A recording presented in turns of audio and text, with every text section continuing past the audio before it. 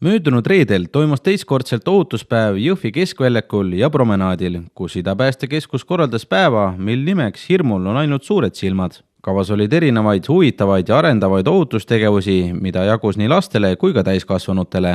Kõigi tegevustes osalejate vahel loositi välja üllatusauhindu, millega täpsemalt tegu oli, tundsime huvi Idapäästekeskuse ennetusbüroo nõunikult Janno Vool. Kõik on seotud ohutusega, meie ohutusega, et tutvustatakse, iga keskus tutvustab enda ohutusteemalisi punkte ja meil on ära toodud siis tule kustutamine, või suitsuanduri käsitlemine, hooldus ja kontroll. Edasi on siis meil korstnapühkija informatsioon, milla korstent pühkida, kuidas ja kelle poole pöörduda.